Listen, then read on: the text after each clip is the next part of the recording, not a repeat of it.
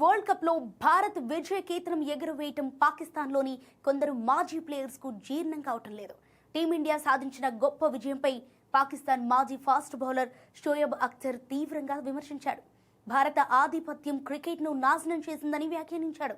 నరేంద్ర మోడీ స్టేడియంలో జరిగిన ఫైనల్లో భారత్ న్యూజిలాండ్ పై ఆధిపత్యం చెలాయించింది. 96 పరుగుల తేడాతో గెలిచి తమ 3వ టీ20 ప్రపంచ కప్ను కైవసం చేసుకుంది. చాలా మంది క్రికెట్ నిపుణులు భారత్ను పొగుడుతుంటే షోయబ్ అఖ్తర్ మాత్రం పిచ్చి కూతలకొస్తున్నాడు. ఓ పాకిస్తాన్ టీవీ ఛానల్లో మాట్లాడుతూ భారత్ను ధనిక పిల్లాడితో పోల్చాడు. ఒక వీధిలో ఉండే ధనిక పిల్లాడు తన చుట్టుప్రక్కల ఉన్న పేద పిల్లలందరినీ పిలిచి రండి క్రికెట్ ఆడుకుందామని చెప్పినట్టుగా ఉంది భారత్ తీరు. 8 జట్లలో తమకు నచ్చిన జట్లను ఉంచుకొని మళ్లీ గెలుస్తూ చూడండి మేమే గెలిచామని చెప్పుకుంటున్నారు. వారు క్రికెట్ను పూర్తిగా దెబ్బతీస్తున్నారని అఖ్తర్ విమర్శించాడు. అయితే ఫైనల్కు ముందు అఖ్తర్ మాటలు వేరేలా ఉన్నాయి. భారత్ ఫేవరెట్ అని ఒప్పుకుంటూనే క్రికెట్ బాగుండాలంటే ఈసారి న్యూజిలాండ్ గెలవాలని కోరుకుంటున్నట్లు వ్యాఖ్యానించాడు. కానీ ఇండియా గెలిచిన వెంటనే ప్లేట్ మార్చాడు. అంతేకాదు టీమిండియా విజయ రహస్యం గురించి చెప్పేశాడు. ప్రధాన కోచ్ గౌతమ్ గంభీర్ ఆటగాళ్లకు ఇస్తున్న మద్దతును మెచ్చుకున్నాడు.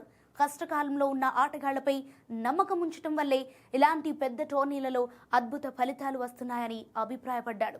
ఇక మరోవైపు పాకిస్తాన్కు చెందిన కొందరు మాజీ ప్లేయర్స్ టీమిండియాకు అభినందనలు తెలిపారు. పాకిస్తాన్ మాజీ ప్లేయర్స్ మొహమ్మద్ హఫీజ్, సక్లైర్ ముష్తాక్, షాహిద్ అఫ్రిది, సనా మీర్, ఉమర్ గుల్ భారత్ను అభినందించారు. ఈ విజయం భారత దేశీయ నిర్మాణానికి, దేశంలో ఉన్న క్రికెటర్ల రకానికి నిదర్శనమని అన్నారు. భారత్ 3వ ప్రపంచ ఛాంపియన్ గా నిలవటం వెనుక ఆ దేశంలోని పటిష్టమైన దేశవాళీ క్రికెట్ వ్యవస్థ ఉందనటంలో సందేహం లేదని కొనియాడారు. భారత్ నుంచి వస్తున్న అద్భుతమైన ప్లేయర్స్, క్రికెటర్లే ఈ ఘనతకు అస్సలు కారణమని విశ్లేషించారు. మరోవైపు మొదటి నుంచి భారత్పై విషం కక్కుతూ వచ్చిన పాకిస్తాన్ మాజీ పేసర్ మొహమ్మద్ అమీర్ ఈ విజయంపై స్పందించాడు. ఇటీవలే భారత్ ఫైనల్లో ఓడిపోతుందని తాను చెప్పిన జోస్యం తప్పని అంగీకరించాడు. ఫైనల్లో టీమిండియా తన అద్భుత ప్రదర్శనతో తనను తప్పుగా నిరూపించిందని అమీర్ పేర్కొన్నాడు.